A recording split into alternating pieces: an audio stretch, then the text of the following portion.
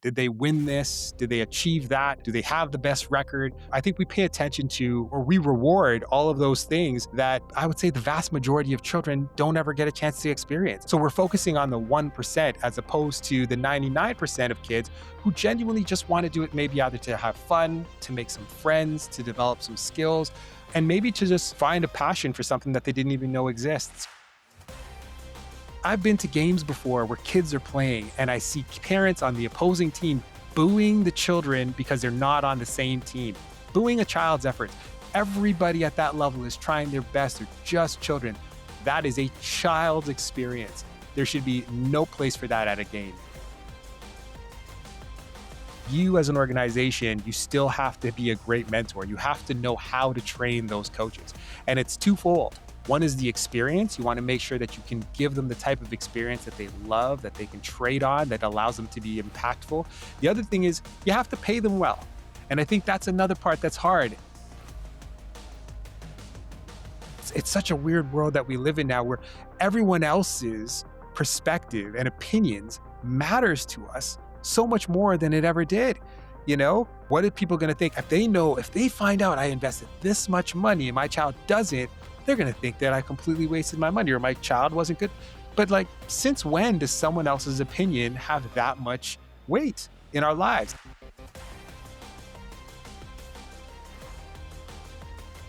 For many athletes, an injury is what ends their athletic endeavors.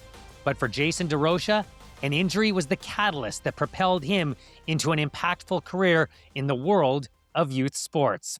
Hey there, I'm Scott Rintoul, the host of Better Sports Parents. And if you're joining us here, either watching or listening, chances are you want what I want and what our audience wants. And that's to become a better sports parent so that you can positively impact, so that your child and all children can have a positive youth sports experience. We do that by interviewing world-class performers from across the sports landscape and using their experience, their insight, and their perspective to help you in your quest to become that better sports parent.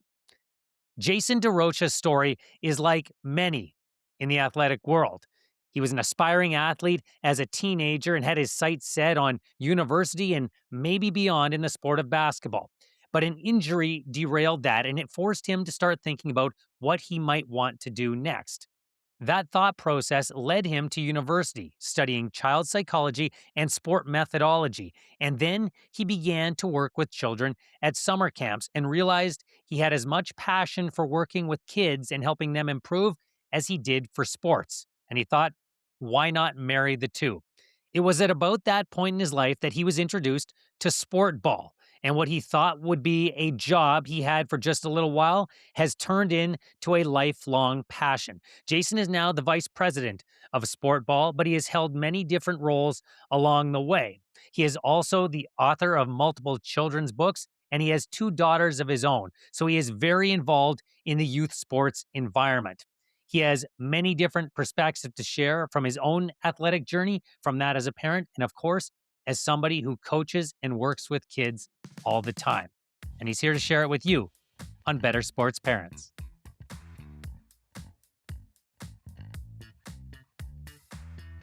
Jason, thank you very much for doing this and joining me here on Better Sports Parents. Thank you so much for having me, Scott. And thanks for doing your homework on me. That's great. Thank you. I try. At least that's the promise I can deliver to the people who give their time to come on and have these constructive conversations. One of the things that struck me about you is that because you have such a diverse background and obviously many interests, you could have gone so many different directions with your career. What is it about youth sports that pulled you back and has pulled you in for most of your career? So basically, I have a passion to play sports and I always wanted to play professional sports. I grew up playing basketball and volleyball. And, when I was in, I think, grade 12, I blew my knee out, my first knee surgery. And when I was going on to pursue my education, my dad came to me and said, look, if you're not planning to take this to the NBA and you're dealing with injuries, you might want to start focusing your energy on what you want to do for the rest of your life. And I was, right place, right time. I was studying psychology, focused my degree on child psychology. And my first summer camp job was at a place called Camp Robin Hood, where it's the largest day camp in Ontario, and fell in love with the outdoors and recreation. Obviously, loved sports, and then I started to work with kids, and I thought, wow, this really fills my cup. Like, making an impact have a great excuse to still play sports. Maybe don't earn the same kind of paycheck as I would if I played for the Raptors, but being able to blend a passion and purpose and then turn that into a career is really what drew me to sport ball and a career of coaching. I do want to go back to your own childhood experience because I think it informs so much of what we do now, the way we parent now, and certainly the way we look at youth sports. What are your earliest memories in youth sports? Oh, wow. So I think for me, I grew up in Toronto, the inner city, and for my folks, it wasn't easy to go register me for baseball or hockey. Anything that required a large investment up front was just not a reality for my family. So, my dad handed me a ball and he said, "Play as many sports with this as you can." And so, a lot of my early days was just playing pickup basketball, pickup soccer, pickup football, and then joining a lot of the community programs. Parks and Rec Association, community center programs, anything where the level of entry wasn't too high and there was other children congregating. That was kind of my early days. And then I finally, as my parents got on in age and developed their careers, they were able to invest in my sports and my passion to play sports. And so I ended up playing house league soccer for several years, and I got really tall and really lanky, and was falling over myself. I didn't necessarily have the physical literacy and coordination that you need to have on a soccer field. So I leaned into basketball, and that's really where it took off. And I had a strong passion for it. Never had any pressures of performing. It was just like, play the sport if you love it. Continue to excel at it, put forth the effort, and see what you can do. And I went on to play it at the high school level, then went on to play for the Ontario Basketball Association, and just really fell in love with the sport, and haven't put a basketball down since. It sounds like not only soccer, but basketball, maybe any sport with a ball is what grabbed you. Was it the community and aspect of that as well, or was it just the competition? What was it for you that sort of inspired that passion? Yeah, great question. I think a lot of it had to do with the lessons that I was learning on the court that transferred to other aspects of my life. So making a team, the just the idea of being cut. I remember I can still feel the anxiety around that. Am I going to make the first cut? Will I eventually get knocked off here? And then everyone will see that list on the gym door with my name not on it. That played me, but I was able to have a couple of great successes. Making the first few teams that I tried out for, and then being on the court and not being the best person on the court was also a really great lesson for me as well. You would think that those would be off-putting, but I think part of it was, I was still developing my competence and my confidence a little bit. I wanted to kind of observe and see what are some of these other guys that are getting playing time doing that I'm not. So it's funny, a lot. I learned a lot from either failure or not yet. Like this idea of developing a growth mindset, I think, is what really got me involved in sticking to sports and developing a passion for sports. And then when I kind of realized, okay, this is some of the things that I need to do. A coach wants to hear me communicate effectively to my teammates, not just to score the basketball. So I started to do that, calling for the ball, reading plays, encouraging my teammates. That really drew me in. And then I started to realize that a lot of the confidence that I was building and competence that I was building on the court was starting to transfer when I was out with my buddies playing pickup basketball, when I was out with my friends, even in a classroom and speaking and putting my hand up and answering a question that a teacher might have asked. A lot of that confidence I was trading on came from a court or a field experience. So I was drawn there. It was almost like I would go to the court to recharge my batteries to get out there and perform in other places. Your parents gave you the access with giving you the ball, but also giving you a little direction. Hey, go do with this what you can. How hands on or hands off were they in your young athletic journey? So I think a lot less than what they would have wanted to. Both of my parents they both had full-time jobs. They worked 9 to 5, and they both worked really hard to put food on the table.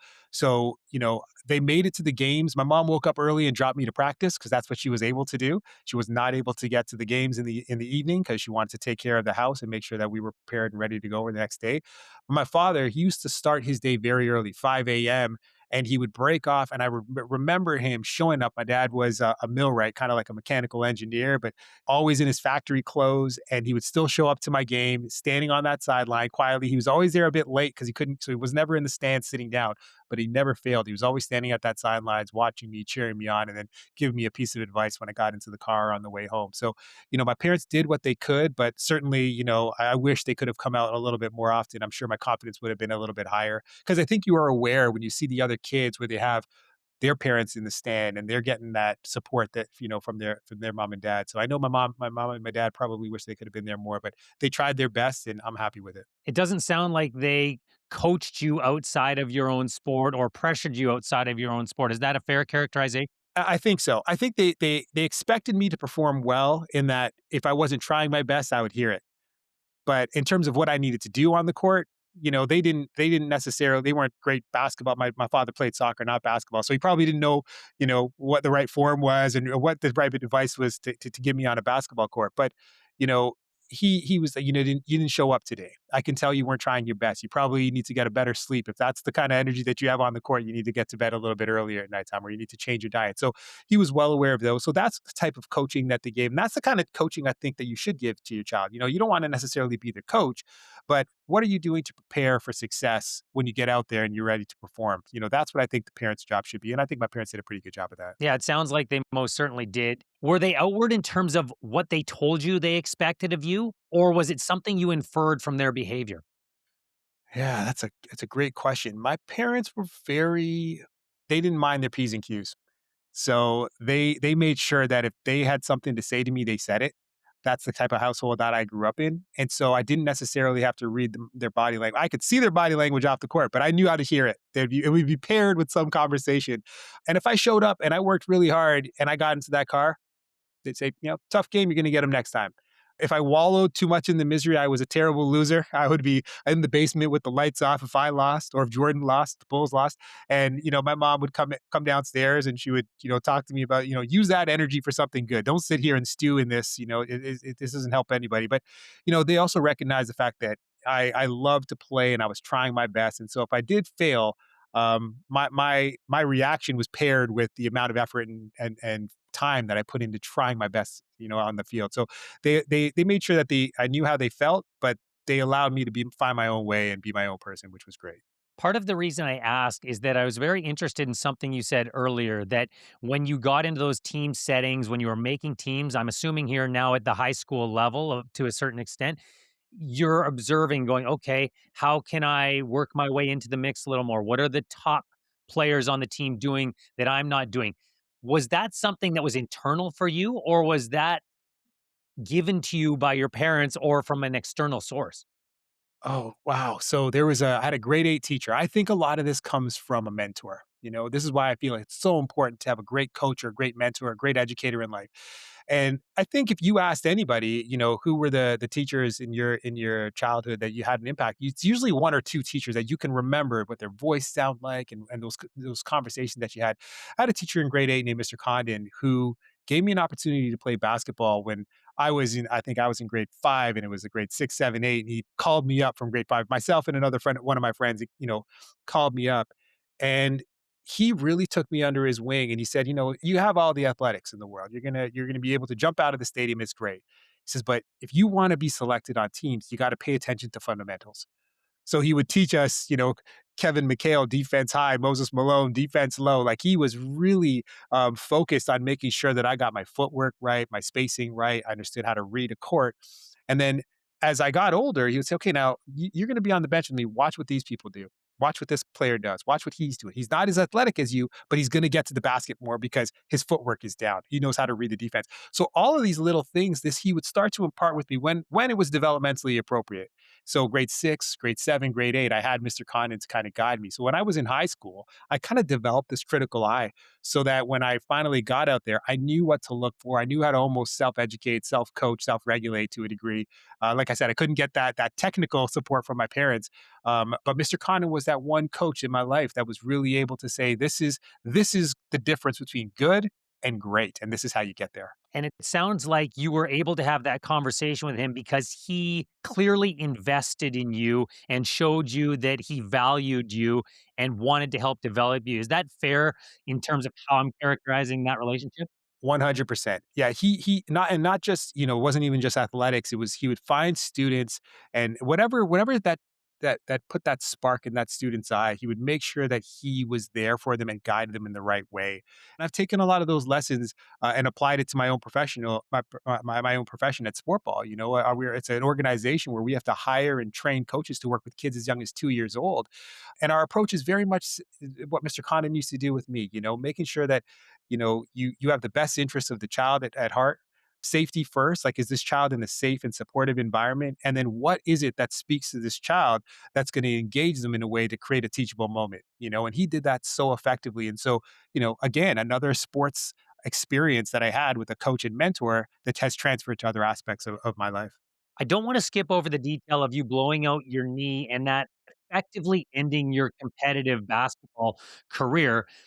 I think at that age, our social life is our world. And maybe if we're playing team sports, that feels like a really big part of our identity, maybe too big in some cases. How were you able to overcome that disappointment and rechannel your energy into a different pursuit? Yeah, it's a great question. That was, I remember physically, like, I could feel my heart breaking when that happened. We just won I went to school in Ajax, Ontario, and Lhasa was the district that we were in. And in grade 11, we just won the Lhasa championship. So we were just on a high, and it was about the time where I started to dunk. I could pretty much any ball near a rim, I could catch it and I could dunk. And so going into grade 12, I thought, okay, well, scholarship, here it comes, here I come. And I went up to block somebody and I landed with my leg straight, tore the cartilage in my knee, and had to undergo surgery.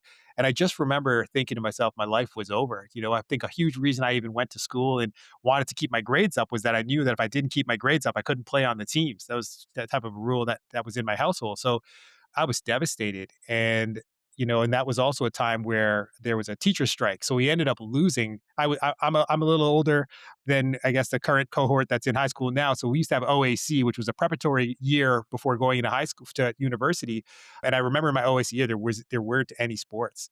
So not only did I have to overcome the injury, I also didn't have a sport to engage in because of the teacher strike. And so, how did I overcome it? I think part was being involved in something outside of school. So thankfully, the Ontario Basketball Association existed and those games were still running. So I was able to still play a lot of pickup and recreational basketball and volleyball, having a really great surround team friendships and a team that played with each other outside of the court. So, having a solid base, making sure that my parents always made sure that there was an opportunity for me because they knew that if I can't play sports, they don't know how I'm going to operate. It was kind of like my lifeblood. And so they always made sure that I had an opportunity to continue to engage in sports outside of school. And then I think the other thing that starts to happen at that age is you start to pair it with what are the other things that gives you that same type of return? So on the court, there's the thrill of competition and camaraderie and teamwork and overcoming a challenge and problem solving. I think all of those experiences you start to get when you start to now first part-time job, going on to pursue post-secondary education. A lot of people ask, well, all the kids have all their answers in their phones now. All of human history is in their phone. What's the point in spending all this money in a higher education if they got all the knowledge? There's so many life experiences that comes from those types of moments in a child's life and a young teen and a young adult's life. There's lots of really great takeaways outside of just like what they're learning from a textbook. And a lot of what I was able to, whatever I was missing on a court, I was able to replace in these other experiences. So you go to the University of Windsor, you start studying psychology. You and I both know that that doesn't necessarily kill the dream just because you haven't been recruited to play university athletics. There are walk-on opportunities, there are other sports. Had the dream completely died, or did you sort of keep that in your hip pocket that, hey, when I get healthy, this is where I'm headed? Yeah, I think what happened was I was recovering through university and I was falling in love with something outside of sport. So I was starting to realize, wow, I can earn an income doing something that I love and I can have an impact. And this idea of coaching started to really set in. So I was starting to get fulfillment through, OBA and playing rec ball that I didn't necessarily need to go and play for the university team. I think for me, it was now I can start to focus my energy and my effort on maybe building a career that I'm going to have some longevity here. So I don't have to worry about blowing my knees out again. I can play sports recreationally. I can still have fun, but maybe there is still an opportunity for me to do something maybe, past my education. And so that's, I think, what started to drive me. I started to work at Camp Robin Hood and I worked there every summer throughout my university career, working with kids, developing my understanding of child psychology, and still staying close enough to play pickup and rec and join a couple of men's leagues. So I was still feeding kind of like both passions. And then towards the end of my university career, my whole focus was, okay, how do I develop an opportunity for myself to make money and still blend what I love? So was that the entry point to Sportball, which began a 20-year career? How did you get involved with the organization you're currently the vice president of? Yeah, so I was actually I was working with I started to do some cognitive behavioral therapy as I specialized my degree in child psychology, and I was working with a number of children and working at Camp Robin Hood as while working with a number of children who had some form of developmental delay or exceptionality or special need. And when I was working at Camp Robin Hood, there was one of my other coworkers, another counselor at the company, that said, "Hey, I found this company called Sportball, and they're looking for someone to develop a program for children with special needs. They have this wonderful sports program for young children, but they want to really target their energy and efforts on developing a program like an adapted program." And Jay, you have that skill set, you have that academic background, you love sports. This could be a wonderful opportunity for you. So he actually introduced me to the founders of Sportball, Mark and Carmela Gelgor. And that's really where it all took place. I had a meeting, I met with Carmela in 2004 in her office. And they were a young South African couple, and they just had this idea of introducing multi sport programs to children at the youngest of ages. And at that time, it was 2 years old. And I thought they were nuts. I thought, well, how would you teach a child how to play basketball and soccer and hockey at 2 years old? Didn't really wrap my head around it. But I said, I'd come and I'd watch your program. Let me see what you guys are actually doing with kids. Cause I don't know how you're getting a 2 year old to swing a golf club, but I'd love to see. And then once I have a chance to see the methodology in action, I'll determine whether or not I can actually be of any value to you and develop this program. And I'll never forget, I went out to a program and there was 16 3-year-olds on their own in a gym with two coaches. And I remember I turned to Carmela and I said, "Well, where are the parents? Who's going to help you with this?" And she says, "No, we're here on our own with these kids. And if you follow this methodology, I promise you, you're going to have the same impact that you're going to see these coaches have." And what blew me away was you could hear a pin drop. All of the kids were completely focused on these two coaches delivering this incredible sports experience. I think they were teaching like baseball at the time. And these two coaches were like Pied Pipers. They said stand, the kids stood. They say set, they say kids sit down. And then they got a ball in their hand. They taught them how to throw and how to catch and swing a bat. And I fell in love. I was like, all right, this is incredible. And what this company did, what Sportball did was they figured out how to teach sports to kids. So it's one thing, oh, kids should have fun. They should learn, they should all play sports. It's great. But how is really important. So once I saw what they were doing, I really fell in love with it. And I thought, okay, I think I can work with this methodology and I think I can create an adapted program. So, what is the secret sauce? How do you get that message across to 3-year-olds without their parents there, which I actually think is a big advantage in doing it, but we can get to that part in a second. So the secret sauce is making sure, for one, that you find people who are genuinely passionate about working with kids, because it really does boil down to the coach. Kids, I think, are one of the best. Like they're so honest. They can tell you if you're genuine or if you're not genuine, if you want to be there and if you don't want to be there. And if they tell that you are not genuine, you are not going to keep their attention longer than 3 seconds. And so finding that right coach is really, really important. Someone who's passionate to work with kids, who has a passion to play sports. And then the other part is making sure that you are using developmentally appropriate communication and lesson plans with kids so that it engages them in a way that you have their complete attention. And I'll give you an example of what this means. So last night I went to a Raptors game. I went to the clinching. The Raptors clinched the playoff game last night. It was so exciting, and I brought my girls. And this is, I'm just hopeful that the Raptors are going to win. We clinch this playoff berth, and we're off to the races. And I told my kids before we got there, this is a really important game. Where we really need the Raptors to win this game. And we're there and we're watching the game. And at the end of the game, the Raptors mascot comes to our row and comes through, and my kids lit up. As you know, I have an 11 and a 9-year-old, and he climbed on top, like literally the Raptor climbed on top of the stands in front of my girls. They gave him a high five. He kissed me on my shiny bald head, and he continued to go on. And we were all there watching the same game, but we were having a completely different experience. My experience was, yes, the Raptors are going to be at the playoffs. I'm going to secure some tickets and take the kids. And my girls they could care less that there was a game going on. They got a chance to give this Raptor a high five. They can't wait to tell all their friends. It's out on video. So same game, different experience. And when you work with kids, for example, at Sportball, we're playing sports, but they're experiencing that completely differently. So when we teach kids how to stick handle a beanbag down the court, they're not stick handling a beanbag down the court. They're helping Dora the Explorer clean up their room. They're helping Moana get to an island on the other side, and she only has this boat, and she's got to take a banana to get there to the people on the island. Like, we are engaging their imagination in such an incredible way that children don't even realize that learning is taking place.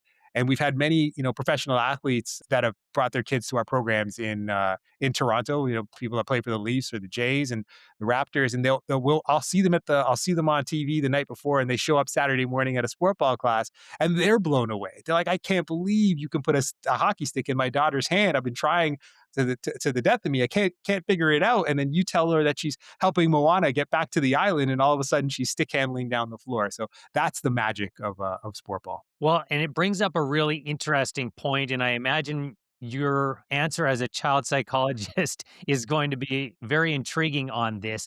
Why does it work better with the parents removed from the setting? Great question. So I think so. Remember, for us, from 2 to 3.5, it is parent participation classes. So we want parents there. We want them present. We want them to put their phones down. We want to give them 100% of their attention. When they get to that 3.5, like school, like where they start to now obviously go to childcare, maybe even junior kindergarten on their own, we're trying to pair it with the exact same experience they're going to have outside of sport ball, inside of sport ball. And so why is it important? For one, safety. If there's two competing authority figures in a class, that child doesn't know who to pay attention to. And as soon as there's two distractions, or one person calling them this way, one person calling them that way, this child can run and not pay attention to another child coming in the opposite direction. And there's a safety issue. So, for one, paramount is just the safety. So, we want parents to stay outside of the gym. But also at 3.5, this is the chance for children to practice independently with their peers. Parents can go grab a coffee, or they can watch if they're out on a field, they can watch from the sideline. But this is an opportunity for children to now start to develop that level of independence. And so if you have a parent that's in there, they don't get a chance to kind of learn what it feels like to be on their own, to maybe make a mistake and solve it without having mom and dad swoop in to here's the solution, to provide them with the solution. And it also gives them a chance to understand what it feels like to have a coach in their life or a mentor in their life that can give them instruction that's not mom and dad. So they learn how to build a relationship. They also learn some self regulation. And as you know, as a parent, a lot of kids, when something happens, the first thing they do is they look to mom and dad, like, am I okay? Is everything okay? And now, without mom and dad in the room, they have to kind of come to those conclusions on their own. Maybe by reading the body language of another child, or reading the body language of a coach, and just coming to that realization by themselves. So for all of those reasons, we try to make sure that parents step out of the gym just so we give their children a chance to flourish, just the same way as they do in a childcare or a school. As much as parents might want to stay at the daycare all day, or with the child in school when they first start, it's important that these kids have this experience on their own. I agree with you wholeheartedly, and I'm a big advocate for that in practice environments and not necessarily game environments because parents want to watch the games. Of course, we want to invite them. But I do think that parents would be amazed, to your point about the hockey stick, at what children will either do or try when their parents are removed because they don't have that context of 7 years of living with them to say, "Oh, my child doesn't like this," or "My child won't do this." I don't know what that psychological phenomenon is, but I believe it's a real thing. Have you experienced the same? Yeah, 100%. There's separation anxiety that exists for a lot of those kids. And the way to do that is to get parents out of the gym. The longer the parent stays in the gym or in the program, they never deal with that separation anxiety. And a parent almost becomes a crutch. And so it's very important. And we've had it many times, every single sport ball class on the planet. We're all over Canada, in the US, and even overseas. And I've had the chance to travel to every market. It's so amazing to see that the child who's crying and upset because mom and dad just left the room, within 5 or 7 minutes, all of a sudden, it's not so bad. Mom and dad's going to be back. Coach seems to be happy. The rest of the kids seem to be happy. I think I'm going to be okay. And by the end of it, 2, 3 classes in, they're almost ushering, like pushing their parents out of the gym because they actually like that autonomy. Well, the other part of it that you mentioned is that if you have two authority figures there, who am I supposed to listen to? And I think this applies to sports far beyond 2, 3, 4 years old. This is a problem that we see quite often in youth sports. And I don't think the parents realize it's a problem. They think they are giving their support by telling their child what to do. Go down the wing, pass here, get back, go stop that person. Unfortunately, they're now competing with the coach. They're competing with that child's Yeah, teammates. And who am I supposed to listen to? that's right. And they're stealing the rep of the child actually making the decision themselves because they want to see success in the moment. How, as coaches, can we help parents better understand that? You said it so well. And I think for coaches, we do have a responsibility to educate and communicate effectively with parents. Set the rules of engagement before that program or that event or that game even begins. We always say at Sportball, the only thing harder than setting an expectation is resetting an expectation after you've let it go. So set it right the first time. Make sure parents understand what their role is. You want parents, encourage your kids from the sideline, cheer them on. If they fall down, encourage them to get back up. They're going to be okay. Even if they need to come over for you to get a quick pat on the butt to get back in the game, it's fine. But just make sure that you don't become the coach. Like you said, if you become a competing authority figure, you're going to undermine the integrity of the coach. You're also going to slow the progress that that child is going to make on that team because they're dependent on some external force. When you're a part of a team, you're part of any experience, you want to make sure that you're giving that child an opportunity to feel 100% a part of it. Your job is to give them a soft place to land at the end. Now, as a parent, it's also important to make sure that that coach meets your expectations in terms of does the coach have my child's genuine interest at heart? Is he or she supportive? Are they competent, not just at the sport itself, but in engaging my child in a way that brings the best out of my child? As a parent, you reserve that right and responsibility to put your child with a safe coach. But if you've already deemed that to be a safe coach and a safe program and you've registered your child, it's because you've done your due diligence. Then you have to trust the process now and you have to trust that coach. So you have 2 children, as you mentioned, you have 2 daughters, and while you know exactly what a sport ball environment looks like, I imagine your children play sports outside of sport ball as well. What do you look for in a coach, and what tells you, "All right, my children are with a good coach"? Well, first, the one thing that really stands out to me is if I can't tell who's more excited to be there, the coach or the child. I love that. If there's a coach that's in it and has more energy than my kids when my kids show up, that's starting on the right note. The coach needs to have a good understanding of not just the sport they're teaching, but of my child as well. What's developmentally appropriate? Like I said about Mr. Condon, he understood what really speaks to my child. And sorry, Mr. Condon spoke to what really spoke to me as a student. That coach really needs to understand what's coming, what my child brings to the table. Because every child is different and every child is at a different level. Even though that they're chronologically, they may be the same age, developmentally, everyone's gone through a different experience in their life. You don't know if they have a supportive parent at home or a problem at school where they're feeling left out or isolated or felt like they've never been good enough to participate in the game. So a coach needs to be aware of all of the luggage that that child brings to the table so that they can coach them effectively well. So part of that is how well does that coach take the time to get to know my child? Does that coach take the time to get to know me as a parent and explain to me what's going on so that I don't have to draw my own conclusions? And the communication, it all boils down to communication. So when I arrive, do they greet me? When I walk into the facility, when I leave, do they say, "Here's the things that your kid did really well. Here's some of the things that they can work on, for next week." And if they don't tell me directly, it's fine, but at least share that with my child, especially if they're of age and they can understand and comprehend that by themselves. And then what the goal is and what the vision is for that team and what that experience is going to be. I think that counts as well. Before you sign up to anything, I think you have to go into it with what am I trying to get out of this as a parent? And it's the same thing for a coach. If the coach is going to be there to coach my children or anyone's children, what is it that I'm trying to achieve? What is it that we're working towards? And then it's going to guide the process. So, age appropriate development is a big topic for me in this podcast because it seems to me in our current landscape, there are too many environments where what looks like a professional or college type atmosphere has been pushed down to a very young age. And that the expectations for, in some cases, 8, 9, 10, 11 year olds look like they probably do for grade 11, grade 12. How has that happened, and how do we correct that? It's a big question. I know it's a loaded topic, but I'm wondering for somebody who's been in this environment for so long, what you see and how we can start to move this in the right direction.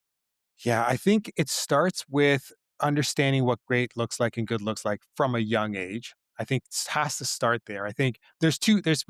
One is like preventative care and then there's treatment. There's a lot of parents that are in the treatment stage, unfortunately, where they're already involved in a conversation with the coach or with the child around scholarships or the rep team or moving to AAA or select. And you have a child here that they have all of these demands, these performance demands, and they haven't developed the confidence to even be at that level yet, or even the skills competency to be at that level yet. So there's one where I think so. I'm going to get back to that.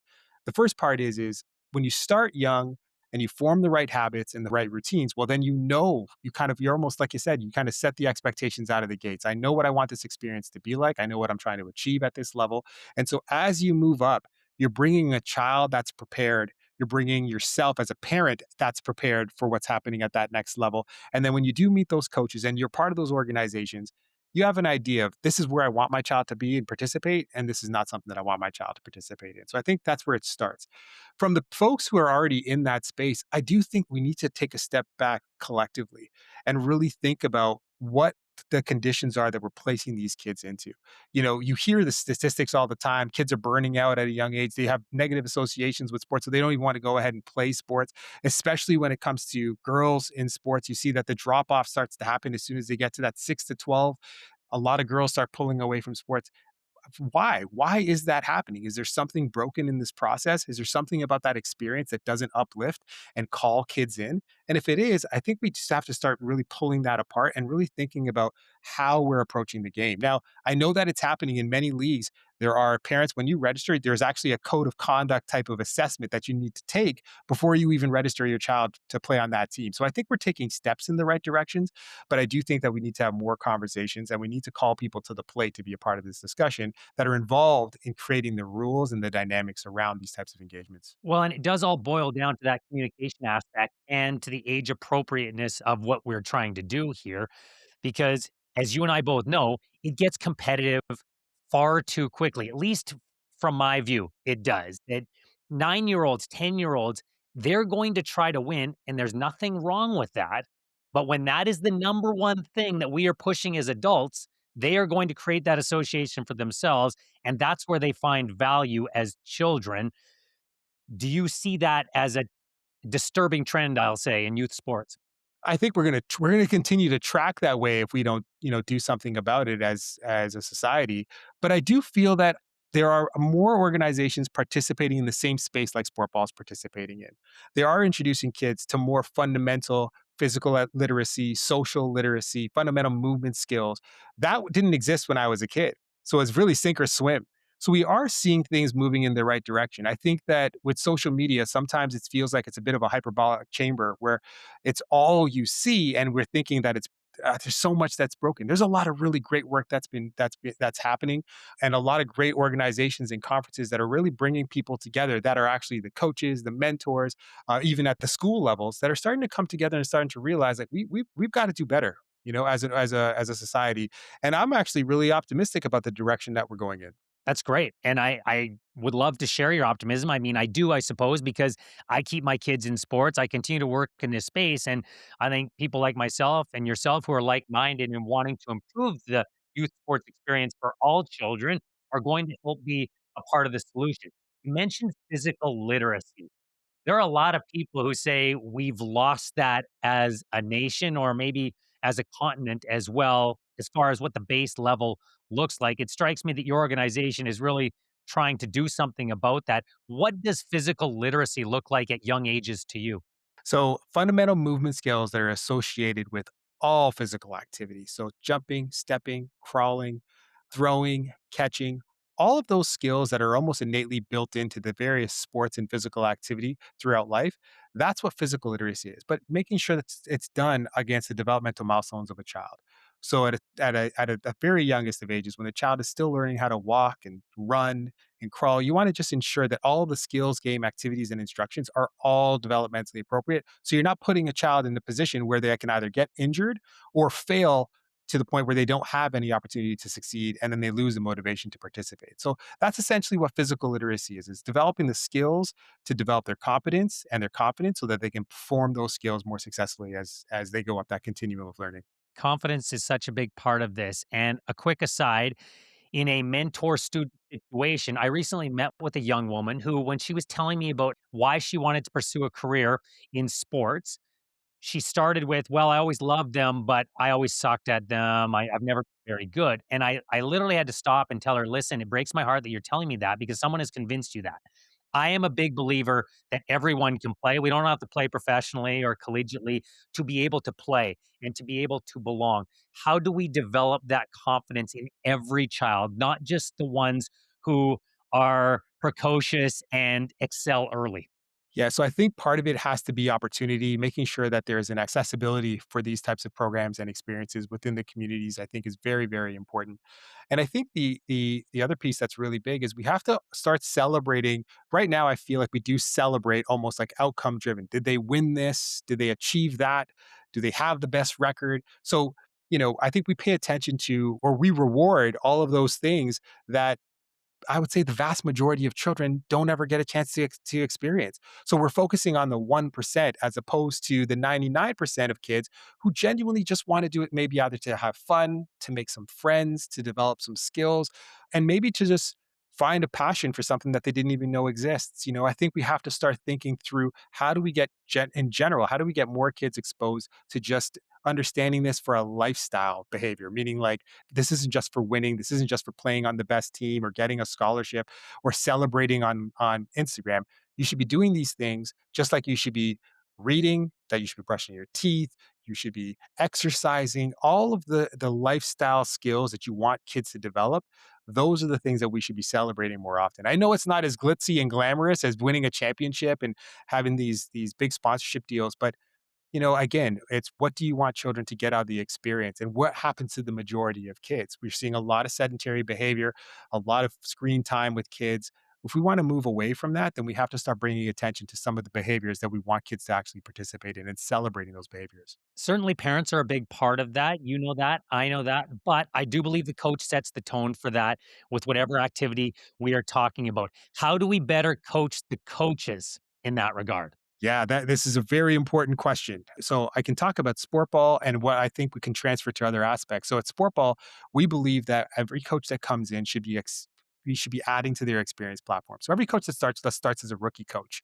We then teach them how to lead and deliver programs on their own.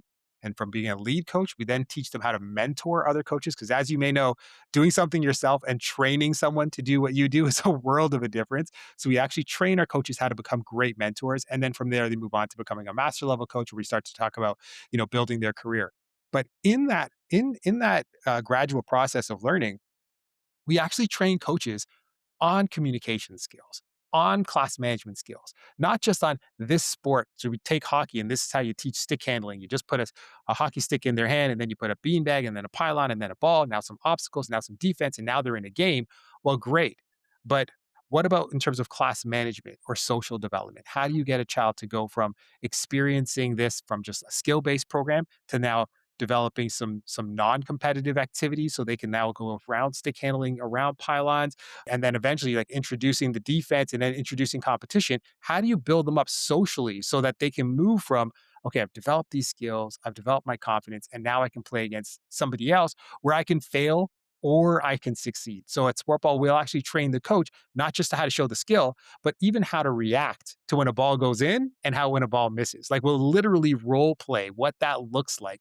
And we'll show losing our control and being really upset when it misses. And then we'll turn to the kids and we'll say, should Coach Jason be that upset? And the kids are like, no. And then we'll say, well, what can the coach do? Try your best, Coach Jason, or try again, Coach Jason. "Yeah, that's a great idea. I'll try again. And then I'll do it again." So we actually role play so they can see the difference between, okay, that's appropriate to lose your cool, but not that much. And we actually, it's a really cool thing, Scott, that we use. It's the scales of reaction to an outcome. So we say, when you're at the Olympics or you're playing World Cup soccer and you see a player on TV and they lose their emotions, well, do you think that that's appropriate? And the kids are like, yeah, because they spent 4 years of their life and they may never get an opportunity to get to that stage. You're absolutely right. At that level, it's so rare. Well, what's next below that? And then we'll say, well, maybe it's like the NBA finals. It happens every year, but you still got to work really hard to get there. Yeah, well, they should also probably be pretty upset, but not at Olympics level, but still pretty upset. And what's below that? And so we kind of slowly go back. Well, now it's like college ball, maybe then it's high school. Then maybe there's like recreational sport, and then there's sport ball. And so how should you react if you don't win or if you don't score? Actually, I shouldn't be upset at all because I'm just here to practice and learn. Yeah, exactly. So you almost pair your reaction with the type of experience that you're having.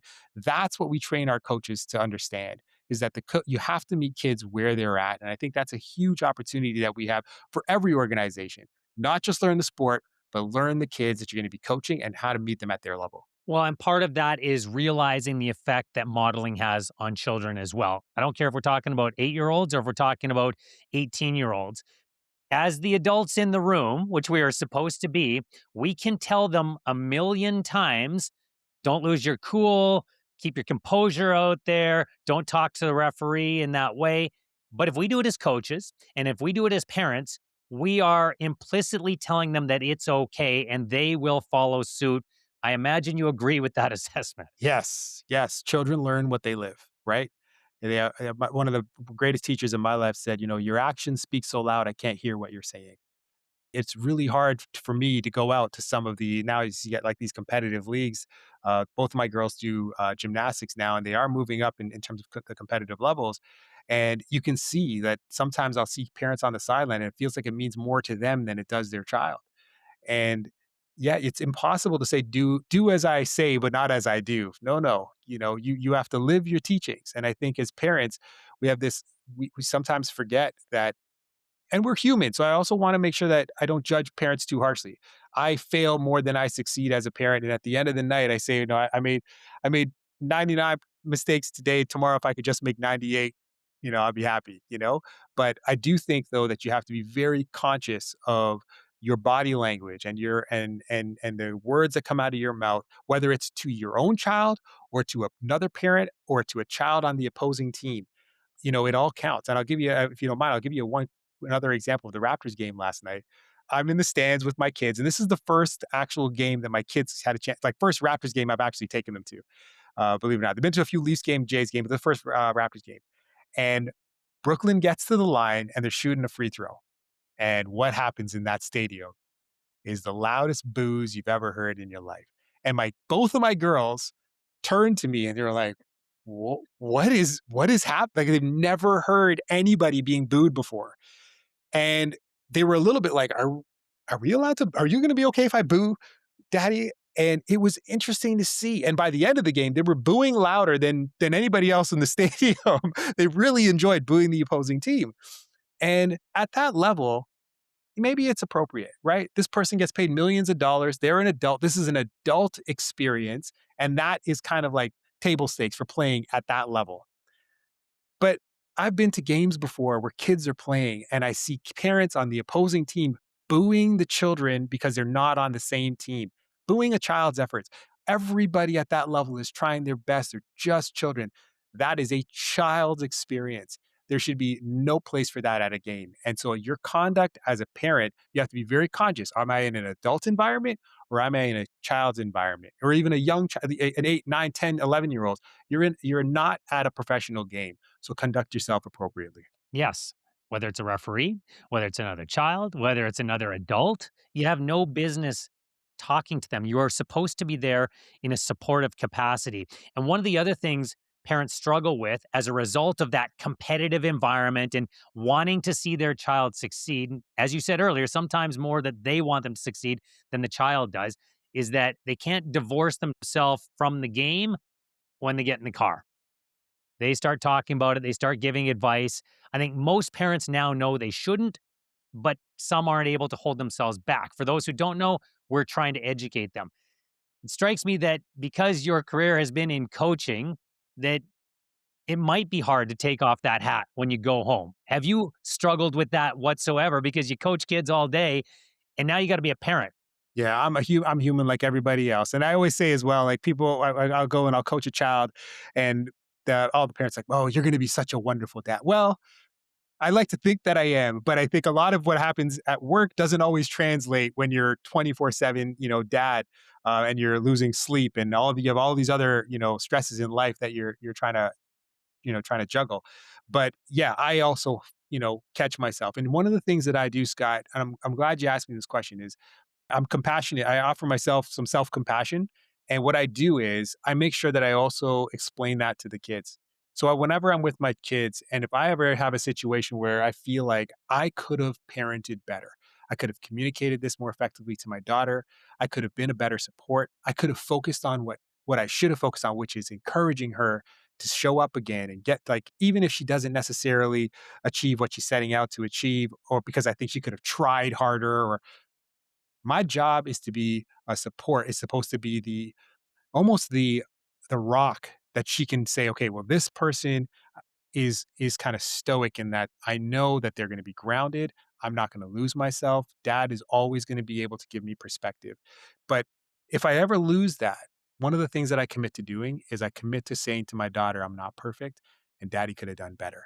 And you're allowed to call daddy out on that as well. If you think that daddy ever says something or does something that you think is either out of line or doesn't make you feel good inside, you're allowed to tell daddy. And it doesn't mean you're always going to be right, but I just know I'm not always right. So this is a process that we're going to work through together. And I'm telling you, Scott, I think it's allowed me to have a much closer relationship with my kids. When I was growing up, my dad had the philosophy is because I said so. I brought you into this world, I'll take you out. That is not something that's adopted in my house. And I feel so much closer to my kids because I'm able to say to them, Daddy's not perfect and I'm trying my best and I'm going to need your help to be the best version of myself. And then it goes back and forth. And so now we talked about earlier modeling. So if I want my daughter to behave like that, then I need to also follow suit. It's a really great point, and the dialogue with your own child is a really great point as well. We spend so much time, guilty as charged here as well, trying to teach them that sometimes we're not aware of what they can teach us, and it's amazing what children can teach us. I want to move to a couple of other things, but before I do, I do want to focus on your children. You said they're getting to that age where they're a little bit competitive. What do you want them to get out of sport? Ooh, I think a passion for trying. That's one of the things I think that I think I've taken away from sport more than anything is just to show up and to try. Be less focused on outcome, be more focused on process. And it serves every aspect of your life. So I think that's the ultimate goal for me for my kids. Of course, I want them to develop some skills that they can, and a passion for sports so that they can enjoy a healthy lifestyle when they get older. There's so many reasons to sit on the couch now that I think that we need these types of active opportunities to get kids to realize like that is fun and I want my lifestyle to be like that. Outside of that, mentally, I really want them to just show up and try and be responsible for the space and time that they occupy, whatever they're doing in life, whether it's at work or out with their friends or on a hike, whatever they're participating in. I just want them to give it their very best. And I think most parents, and I would lump you in the same category as me, just want to see their children play as long as possible and hopefully till they're our age and they're continuing to play in some form as part of a healthy lifestyle. You said very early in this conversation that when the teachers went on strike and when you were injured, all of a sudden, like, where am I going to play? With the age band that your children are in and mine happen to fall in as well, I think we're really good as a country. 12 and under, maybe 13 and under. We've got these recreational options. True. Feels like they dry up for teenagers. They come back as adults with 5Ks and 10Ks and leagues that you can join, but it feels like we don't have very many recreational pathways for teenagers. And to me, that's part of the reason we're losing so many children as far as not participating in sport. Do you see the same problem? 100%. And I see it as an opportunity as well. For a lot of us organizations who have specialized with kids from 0 to 12, one of the things that happens quite often is parents, when the kids age up and there's more community based programs for kids at older ages, because, cognitively, kids are at a stage of independence. So there's a lot more organizations that say, okay, well, I don't have to worry about class management. Now I can actually just hire a coach that understands the sport that that they're coaching very well and also is effective with kids. I'm in a good space. But what happens is a lot of parents will leave a sport ball experience or an experience like an enrichment program, and they'll come back and they'll say, man, I wish you guys had coaches at the older ages because they're good at the sport, but they're terrible with my kid, or they're not catering to my child anymore. They're catering to the elite and there's nothing left. So for organizations like Sportball or anybody else that's in the enrichment stage, I think there's a huge opportunity, to your point, to provide program experiences to the kids that are from that, I would say it's from that high school, that initial high school, right into the college that don't necessarily want to play competitive, but maybe want to play it a little bit more recreationally. I do see that as a larger opportunity. And now I feel like with the opportunity to bring kids together, they're already on social media, that there's lots of really great ways to bring people together online and then show up and do something in person. The one thing that I think, the pandemic taught all of us is how important it is to be out from inside the house. I think a lot of us we've seen a lot of mental health issues develop, especially in those teenage years. Giving kids an opportunity now to get out and almost becomes expectation for your child, just the same way as you expect your child to do their homework and get ready for school. I think that you should also have an expectation that they do get out there and participate in organized sports. And I think parents, you might have an obligation. If you don't have it through the community center, maybe you're obliged to work together with maybe the local parents in your community to get those kids out there and engage in activity as well. I think that you have to figure out, you can't just sit by passively and hope something comes to you. Sometimes you have to take an active role in getting your child involved, and all the way up to the point where, they leave your house. I imagine you take as much pride in graduating coaches out of sport ball to higher level environments as you do with children getting that physical literacy and seeing them play for years and years. One of the things that you've probably heard, I know for a fact from talking to organizations, is how many sports are struggling to recruit coaches, often in volunteer positions. But there are so many people out there who think, I could give something back, but I don't want to deal with all of the challenges. And in many cases, that falls to the parents. They say, I don't want to deal with the parents. Do you have any trouble recruiting coaches for your organization? And if not, how can we get that to others so that we can pull people in who have something to give back to sport? So I think, as any business will tell you, hiring is always one of the greatest challenges in general. But for us, very fortunate, because of the type of, like, working with children specifically, it calls to people. Like, people are passionate about being an educator and working with kids. They love a sport. They had a wonderful sports experience growing up. They want to go back and give back. So I would say university and college kids, that's who we hire at Sportball. It isn't difficult to find those individuals who are passionate to work with kids. They're actually just more looking for opportunity than anything else. Another place that I was really interested in is in high school, working with grade 12, grade 11 and grade 12, and the guidance counselors in high school, they'll know that there's a few of those, like, lead students that stand out, the valedictorians, the team captains, those standout students who want to give back. They have actually turned out to be wonderful coaches for very young children. Now, high school, university, and college kids, they're still finding themselves. So you, as an organization, you still have to be a great mentor. You have to know how to train those coaches. And it's twofold. One is the experience. You want to make sure that you can give them the type of experience that they love, that they can trade on, that allows them to be impactful. The other thing is you have to pay them well. And I think that's another part that's hard. Life is getting more expensive. A lot of these kids are trying to save for college and university or their first car. You want to make sure that you're actually able to generate enough income, so off of whatever the business is, so that you can pay your coaches effectively. We enjoy paying our coaches very well. We see it as an investment in our coaches. You can't tell them they're the most important person and then pay them like they're not.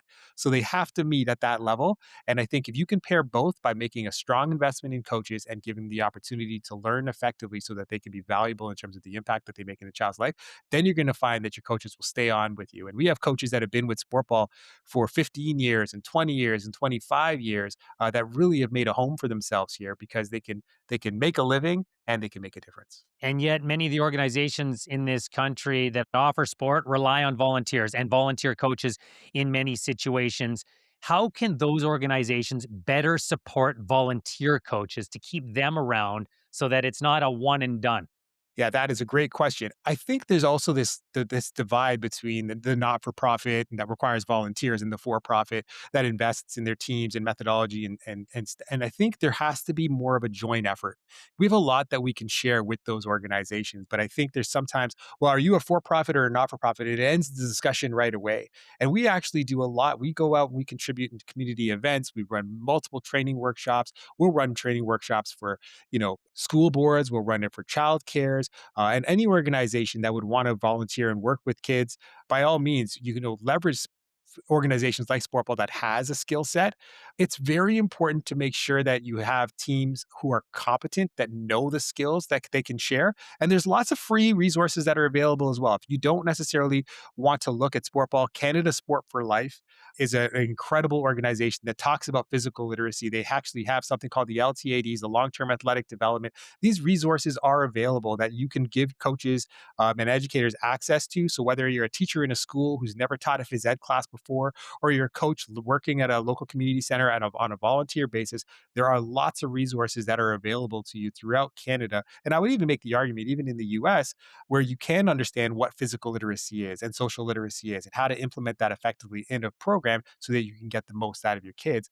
But I do think that it does take a little bit of effort. So I would like to see more collaboration, but I would also like to encourage folks to make sure that they are leveraging the resources that are already available to them. I'm really glad you brought this up because cost is a big factor in youth sports right now. And as you mentioned earlier, there were a number of sports that were not accessible to you as a child because of cost. And yet, sport ball is not free. I'm not suggesting by any means that this is a $25,000 academy that people are putting their kids in. What is your personal relationship to being in the private side of youth sports, but having that personal connection to accessibility? Yeah. So I would say that in terms of sport ball, we are not the only solution. We want to be part of the solution. And I think this calls on everybody to determine how we can create greater accessibility for all children. We want to reach all children. I think that for sport ball, at least, what we try to do is we see this business opportunity has allowed us to reinvest and professionalize our methodology, professionalize our training system, pay coaches, invest in coaches. So that's kind of the upside of running this as a business, a for-profit business. And we've been able to do this over 30 years and reach hundreds, thousands of children across North America. I do believe that accessibility needs to happen on a greater scale at the community level for a lot of the children who can't afford to maybe come to a program like Sportball. What's wonderful about a program like Sportball is it's one registration, eight sports. So children are still getting a chance to practice and play a variety of sports. But for many of those children who can't afford it, we try to work with other organizations like Jumpstart in Canada, where they will fund children to come and participate even in a sport ball program or any program that supports physical activity or physical literacy. There's lots of opportunities like that available, but parents need to be made aware of it so that they can find access or provide access to their child to go and participate in those programs as well. And I just, like I said, I want to work together with other organizations who feel the need to get kids active and engaged, and let's figure out how to create greater accessibility because we're going to show up. Our goal is to make a difference in all children's lives, not just the children who can afford our programs' lives. So we're willing to work with any program partner to be able to create greater access for children to participate in sport ball programming. That's a really good example because Jumpstart is nonprofit. Obviously, you're in the for profit space, but you realize, and Jumpstart realizes, we agree on so much more here than cost of entry. So let's work together to make that happen. Why, for you, is multi sport so important for children? I think specializing too early, and you'll hear some of the greatest. I mean, I'm a big Michael Jordan fan, and you've heard him talk about this. Let kids develop a passion for the game. Let them figure out what they love. A lot of parents sometimes say, "Well, I play basketball. I want my kids to play basketball." Well, maybe basketball doesn't speak to them. So I think the multi-sport approach at the young age it does a couple of things. One is it allows the kids to develop a multitude, an array of skills that will transfer to other sports. So if you're playing something like golf and tennis, basketball and football, hand-eye coordination may look different from sport to sport, but it can be developed in a very unique way in one sport that can also transfer to the next sport. So I think that's what's really important is you get to develop an array of skills. I think the other thing is when you play a variety of sports, you also get a chance to see what do I love to do? What do I really enjoy doing? And the third part, and I think this one really hits home because this is a personal experience. I remember in grade 6, I got a chance to play a lot of the free sports, but golf and tennis were 2 sports that I couldn't. And I remember being really athletic, and everyone knew me in class as being the athletic kid. And I'll never forget our grade 6 teacher saying, "All right, today we're gonna be playing some golf." And I remember freezing like, oh my goodness, I've never held a golf club. I don't know I don't know, a drive from a putt, I'm in a lot of trouble. And I remember sinking into my chair because I didn't have that experience at that young age. So I think it's important to expose children at the young age because you have no idea the type of confidence and competence that will build. So when they do get to grade 6, instead of trying to look for the exit, I'm running towards the golf club because I've heard that sport before. I've played that sport before. I maybe wasn't the best at it, but at least I've had some experience. And that's why I think it's important to start kids with a multi-sport experience at the youngest of ages. Well, and this is where I'm going to call on your child psychologist part of you to answer this next question, because part of what you just described is a child who has an identity that is associated with being the athlete. And that happens for a lot of kids. And as parents, I hope we're trying to help our children develop identities that are much broader than one particular category. What advice do you have for parents in that regard? There's nothing wrong if a child feels a certain way about any given passion. I think you want to foster it. I don't think that there's anything to shy away from. I think that if a child has a healthy relationship with any given sport, like I know Tiger Woods, for example, started playing golf when he was really young years old. It turned out to be one of the greatest, or if not the greatest golfer of all time, and his dad pushed him down that lane, which is fine. But I think that as a parent, the goal really is to say, and. So that's great. And you can try this sport or you can try this activity. I think that we just have to be more open to, or just being really careful about pushing our child or channeling our child down any given lane and making sure that, is it my intention or is it my child's intention? If my child wants to do this, then I can encourage them as long as I'm also giving them the other options. It's like having a child eat the same meal over and over and over again. They don't develop a palate. So give your child an opportunity to experience different things. But if they have a healthy association with it, I don't think that it's a terrible thing to guide them and to support them appropriately until they figure out whether or not they want to continue to pursue that or do something different. Yeah, I would agree with that. I don't think there's anything wrong with saying, yeah, part of my identity is being athletic and being somebody who's physically active. It's the part that overlaps with results and outcomes that's where we seem to cross into the dangerous territory, because if my self-worth and my identity is tied to how many points I scored or whether or not my team won, that is going to come crashing down at some point. And again, I think that goes back to the parent and coach discussion and the communication aspect of what we're trying to teach kids, does it not? Yeah, 100%. And I think, yeah, like you said, like is it healthy? Like if their world comes crashing down on them, it means that you haven't set them up for success at that stage. At some level, if you play sports long enough, your heart's going to be broken. That's just a reality of engagement. But can you find the resolve to get past it and move forward from there? That's the important part. Does the coach and the parent equip the child with the skills and the development that they need to succeed when things don't go as planned? I think that's the most important aspect of the conversation. And it's what we all should be really paying attention to. Is our role really is my child prepared for this experience? Because otherwise, you're going to throw a child in there. They're not going to be prepared. They're going to fail. And then they're going to either burn out, or they're going to lose their passion or their zest, or they're not going to necessarily, or they're going to lose their identity. And then we all wonder, well, what happened? Maybe it was the process of getting the child there, right? Like maybe we just need to do a better job supporting them so that when they do go through those experiences, they know that they can get through that because they have your support. Jason, you mentioned a couple of times in this conversation that you are an optimist about youth sports, about sports in general. I consider myself the same, and yet I also know that we need to improve the youth sports environment. It's a difficult question, but I ask everybody this question, so I'll ask you now. What do you consider the number one issue in youth sports today? Expectation.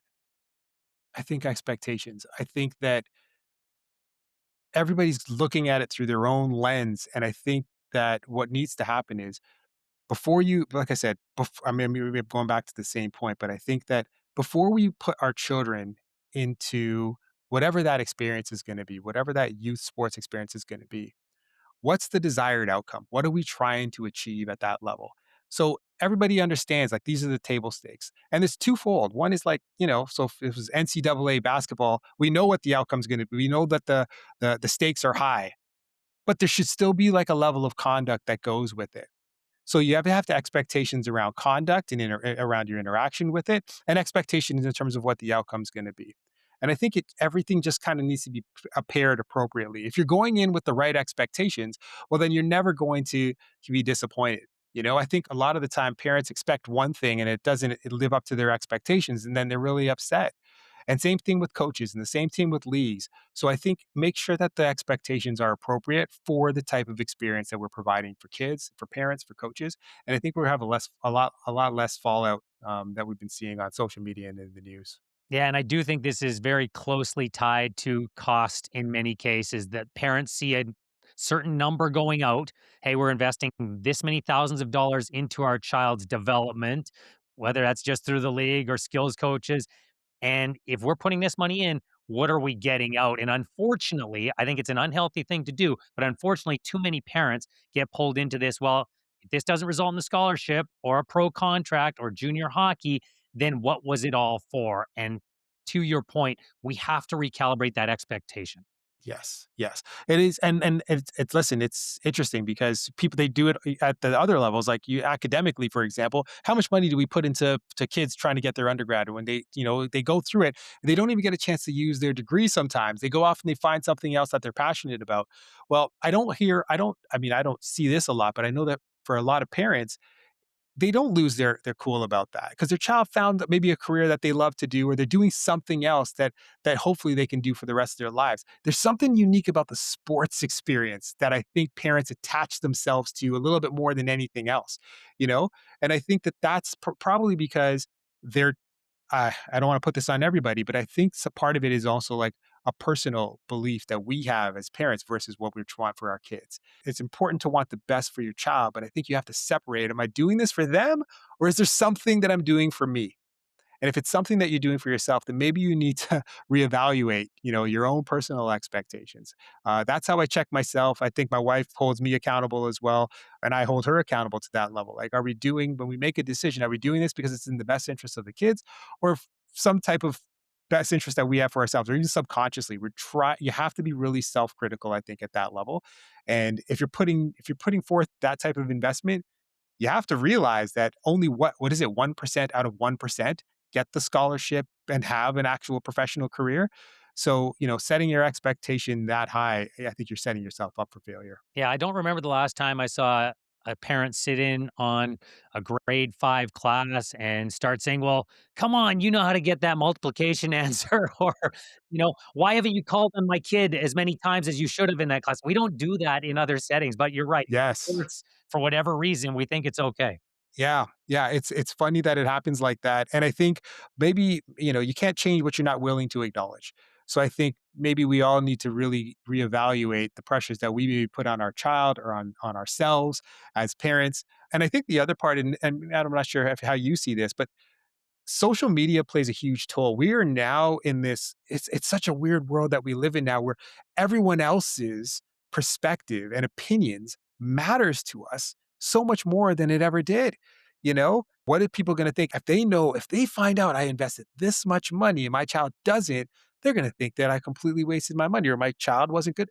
But like, since when does someone else's opinion have that much weight in our lives? I think that we really need to pay attention to that as well. Like, how much of this is how I'm feeling, and how much is it because how someone else is going to judge me?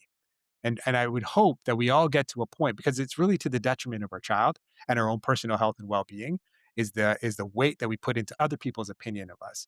Do what's right for your child. Do what's right for yourself as a parent, so that you can put your head on your pillow at night and go to bed without worrying about what somebody else is going to think. That would be my suggestion.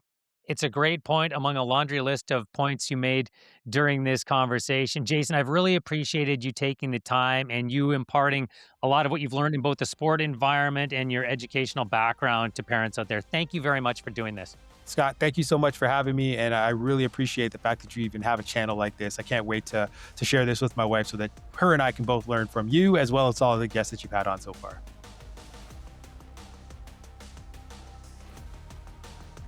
I hope you enjoyed this episode and you found some tangible takeaways that you can bring with you in your journey to becoming a better sports parent. The best way for you to support this podcast is for you to subscribe, follow, rate, review, and drop us a comment on whichever platform you're watching or listening. And the fastest way for us to grow this podcast and reach more parents out there is for you to share it with your respective networks and to tell people that you see at your youth sporting events when you're there with your children. Big thanks to Lightstock Music and Andre Diaconou for the music on this podcast, which is a production of Toolkit Content. Until next time, happy sports parenting. And remember, have fun out there. That's what it's supposed to be about.